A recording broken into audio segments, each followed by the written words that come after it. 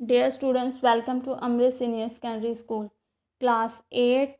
आज हम आपको सामाजिक शिक्षा का लेसन नंबर 2 प्राकृतिक संसाधन का भाग 6 करवाने जा रहे हैं। हमने पिछली बार में आपको मिट्टी की समस्याएं, मिट्टी की साम संभाल, पानी का पृथ्वी पर विभाजन और संसार में हम पानी का उपयोग किस तरह से करते हैं ये समझाया था।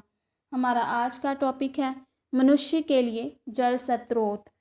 तो इसमें हम आज आपको बताएंगे कि मनुष्य जल स्रोतों का प्रयोग अपने घरेलू और आर्थिक क्रियाओं के लिए करता है। तो आर्थिक क्रियाएं होती है हमारी कृषि और उद्योग। तो जो हमारी ई बुक का पेज नंबर 15 के ऊपर है। तो अपना टॉपिक शुरू करने से पहले मैं आपको 2 शेप दिखाना चाहती हूँ जो पृथ्वी की बनी हुई हैं। पृथ्वी की 2 शेप दिखाना चाहती हूँ। तो पहली शेप है जिस पर लिखा हुआ है the surface of the earth, जिस पे नीले रंग में जो 70% लिखा हुआ है वह पानी है और जो 30% हिस्सा लिखा हुआ है वह हमारी भूमि है। मतलब कि हमारी पूरी पृथ्वी पर 70% पानी पाया जाता है और 30% हिस्सा वह भूमि का है। इसके साथ ही मैं आपको दूसरी शेप दिखाना चाहती हूँ, उसको भी देखो, जिस पर लिखा हुआ है अर्थ वाटर रिसोर्सेस।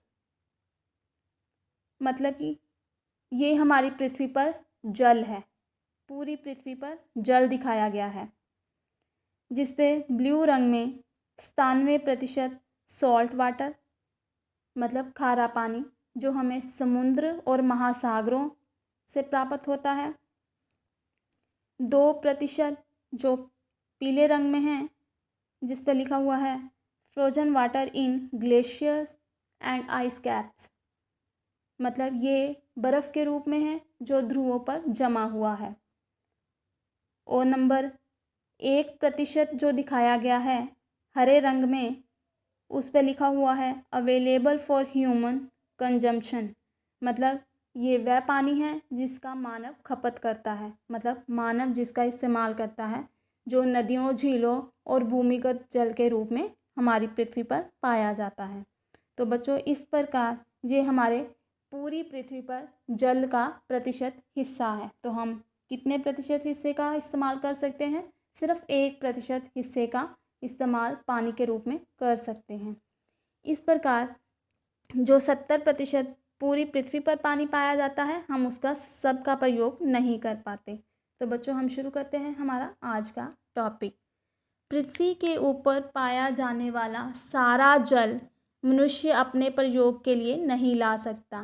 मनुष्य कुछ सीमित और ताज़े जल के स्रोतों का ही प्रयोग कर सकता है। जैसा कि मैंने अभी आपको पृथ्वी की शेप में दिखाया था कि हम कुछ सीमित जल का प्रयोग ही कर सकते हैं जो कि 1% हिस्से में है।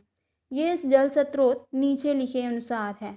मतलब कि हम वो जो जल स्रोत है जिनका हम प्रयोग कर सकते हैं वो इस प्रकार है, जिसका नंबर 1 है वर्षा, नंबर 2 है नदियाँ और नाले, नंबर 3 है नहरें, नंबर 4 है तालाब और नंबर 5 है भूमिगत जल।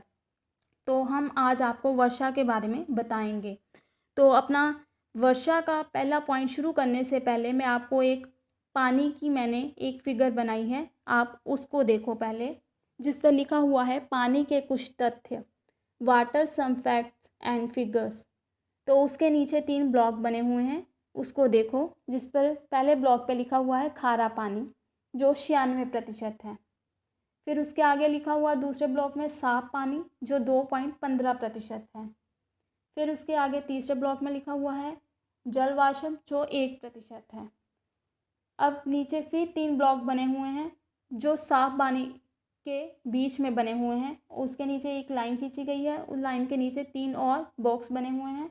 उस पहले में लिखा हुआ है बर्फीली चोटियाँ जो कि 69% है। फिर अगले ब्लॉक में लिखा हुआ है भूजल जो 30% है और 1% जो नदियों और झीलों में पाया जाता है। तो बच्चों, ये है हमारे पानी के तथ्य। तो हम आज आपको साफ पानी के साधन के बारे में बताएंगे। तो उसका भी एक फिगर देख लो आप। साफ पानी के साधन, उसके नीचे 3 ब्लॉक बने हुए हैं। पहले ब्लॉक में बारिश का पानी, दूसरे में भूजल और तीसरे में नदियाँ और झीलें। तो बच्चे हम शुरू करते हैं अपना आज का टॉपिक वर्षा।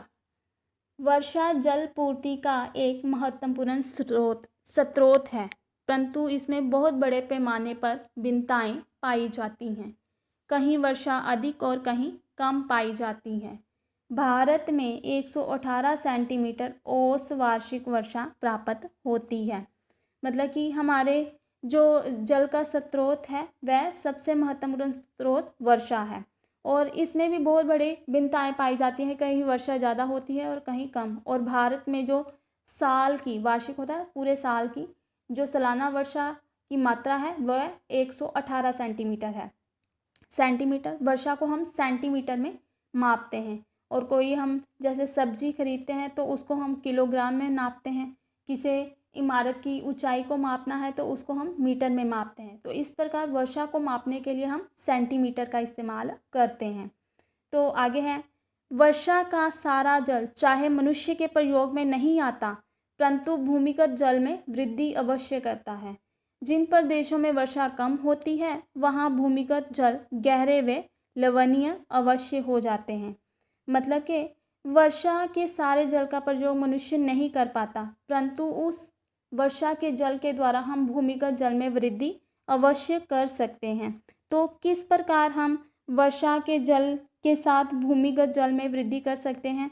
तो बच्चे ये मैं आपको एक रेन वाटर हार्वेस्टिंग सिस्टम की चित्र है उसके द्वारा मैं आपको समझाना चाहूँगी।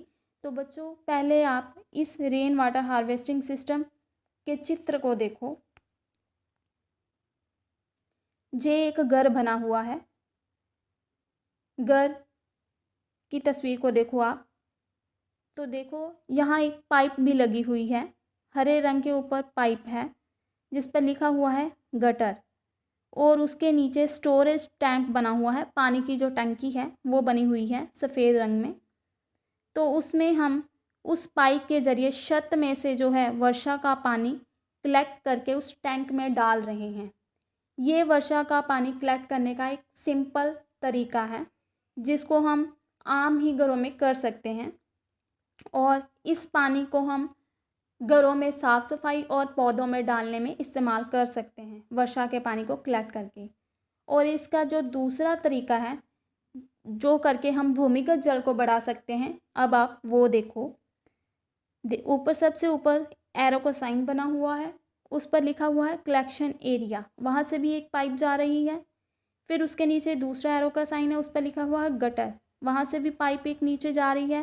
फिर एक टेरेस बना हुआ है जहाँ से वह पानी कलेक्ट किया जा रहा है। और फिर एक नीचे पाइप बनी हुई है। उस पाइप के ज़रिए वह पानी जो है एक टैंक बना हुआ है उसमें जा रहा है। वाटर टैंक बना हुआ है, उसमें वह पानी, वर्षा का सारा पानी एक पाइप के ज़रिए उसमें जा रहा है। तो जहाँ से पानी फ़िल्टर होकर दूसरे टैंक में जा रहा है जिस पे लिखा हुआ है रिचार्ज फैसिलिटी। मतलब छत से हमने पानी वर्षा का कलेक्ट किया, उसको एक वाटर टैंक में डाला, फिर उसको पाइप के ज़रिए दूसरे टैंक में साफ़ करके डाला। मतलब कि पहले टैंक से पानी फ़िल्टर होकर कहाँ गया? दूसरे टैंक में चला गया, जिसने कि हमारे भूमिगत जल को बढ़ा दिया। तो पानी फ़िल्टर कैसे हुआ पहले टैंक में से, ये मैं आपको बताना चाहती हूँ। उस टैंक में 3 परतें लगाई जाती हैं। पहली परत में सबसे नीचे होते हैं मोटे मोटे जो पत्थर होते हैं, वह जो लेयर होती है वह बिछाई जाती है।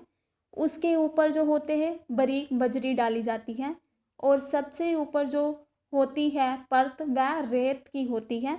तो उसमें से वह सारा पानी फ़िल्टर होकर, मतलब साफ़ होकर दूसरे टैंक में जाता है, जो कि हमारे भूमिगत जल को बढ़ा देता है। तो बच्चों इस तरह करके हम अपने जो वर्षा का पानी है उसको सेफ रख सकते हैं और भूमिगत जल को बढ़ा सकते हैं। तो हम इस तरह करके बहुत सारा पानी बचा सकते हैं। कई लाख घन मीटर पानी हम बचा सकते हैं।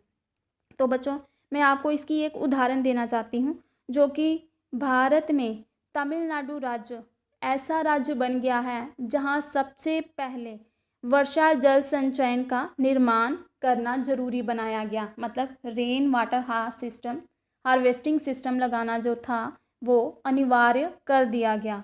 और 30 मई 2014 को चेन्नई की राज्य सरकार ने घोषणा की कि 50,000 से ज़्यादा वह वहाँ पर वर्षा जल संचयन का निर्माण करवाएगी। मतलब कि इस तरह के वह 50,000 सिस्टम वहाँ पर लगाएगी जिससे हम वर्षा के पानी को कलेक्ट करके भूमि के अंदर पहुँचाएं और पानी का जो स्तर है उसको बढ़ाया जा सके। तो एक तो मैंने आपको ये तरीका बताया, मतलब कि हम वर्षा के पानी को किस तरह संभाल सकते हैं। तो दूसरा बच्चों, मैं आपको एक और बात बताना चाहती हूँ कि हमारे जहाँ कुछ लोगों को इस टेक्निक का पता ना होने के कारण वह इसका गलत तरीके से प्रयोग कर रहे हैं। मैं आपको एक उदाहरण देना चाहूँगी। पंजाब और हरियाणा के कुछ किसान इस वर्षा के पानी को कलेक्ट तो कर रहे हैं परंतु गलत तरीके से। वह फसलीय पानी को इसके साथ मिलाकर ज़मीन में बोरवेल के द्वारा पहुंचा रहे हैं। तो फसलीय पानी में बहुत सारी रासायनिक खादों का प्रयोग किया गया होता है और वह रासायनिक खादें जहरीली होती हैं। तो इससे वह वर्षा के साफ पानी को भूमिगत पानी के साथ मिलाकर क्या कर रहे हैं, जहरीला करते जा रहे हैं, जो कि गलत तरीका है।